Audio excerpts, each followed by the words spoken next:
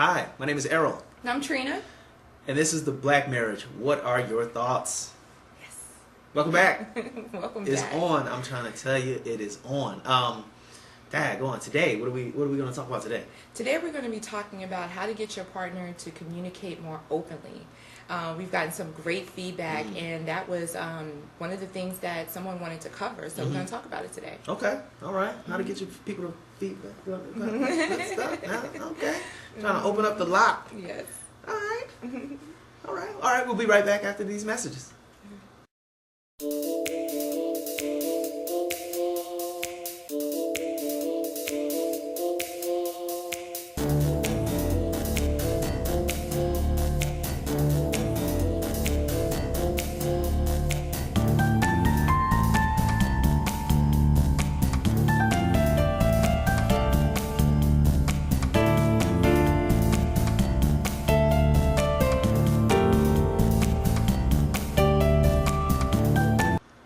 And welcome back.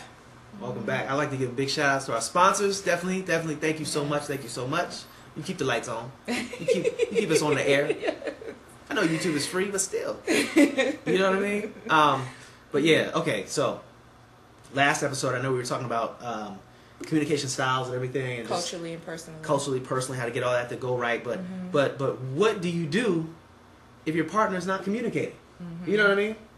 We've ran into that before, I think. Did we? Yeah. Early on in our marriage. Our next topic is Wait. okay. You know, we're just kind of keeping it real. It was Right. It was definitely an adjustment, learning your partner's communication style and then trying to get them to express themselves more openly. So what was my style? Very forward, very direct, and very blunt. Pretty much, like there's no gray with Errol's communication. It is just black and white, and that's it. Damn. We're mixed. I know. Wow. Okay, And- so you felt it very, was it abrasive? Pretty much, yeah. And it was something that, you know, I definitely had to adjust to, you know, and my communication style, I think, in our relationship, when I'm not, you know, in conflict, is kind of like, you know, okay, well, You got that part right. Not in conflict. Yes. In other words, I'm very direct when, you know, I'm There's angry. conflict. Right. Yes. It's very conflict. Yeah. It's the kind of New York in me. Oh, it's coming at you. It's Yeah. And I'm from Olney, you know, little town. Half of y'all don't even know where that is. Don't even know how to pronounce it. You know. Yeah. And she coming at me like, I'm like, yeah. okay. So I'm a lot less abrasive just in general communication. So you trying to mix those two. I'm glad you classified in general. Right. So trying to blend those two communication styles together, it was quite an adjustment when we first got married. I True think. that. Yeah. I'm a Virgo. She's a Cancer. So. I'm a lot more sensitive. And I had to, wow. And the Virgos, I don't know if you are very cutthroat, tell you what is on their mind. Without question, without No hesitation. filter. I mean, no filter. Wow. You know what I'm saying? It's just, and you know, and I had to adjust because, you know, with you, I had to, you know, I had to be conscious of how I said things, you know, and this was getting back to the topic here on how to get your partner to communicate more. For me, your partner has to want to, Yes. you know, and really know that communicating is going to make this relationship work. So I had to do that, and I mean, I consciously made an effort to make sure that this relationship worked because if you know, and we'll talk about this in the singles show. You know, back in the day, I didn't really care. You know what I mean? It was like whatever. You know, Who else is on speed dial? that's what I'm trying to tell you. You know, you can't take it, kick rocks. You know what I'm saying? Addy, you know. But I wanted this relationship to actually work, so I want to, you know, do the things necessary to make it work. So yeah, I was willing to, you know, put curves on my edges. You know what I mean? During my communication and just kind of reword some things and really still, but not diluting me and who I am, but just understanding who my mate is. You know what I mean? And who my wife is. So that was important. And on the flip side, for me, it was staying in communication. And that was one thing I had to adjust to, because if I don't like the type of communication I'm in, or if I feel it's negative, I'll shut it down. It's just like, okay, shut it down. I'm not talking to you. I'm not sending no text message. I there's nothing to talk about for multiple days in a row. It's like literally like a cancer crab, like, you know, crawls back in the shell, and that's it. That Gone. was me. Ghost. It's just a body moving around the house.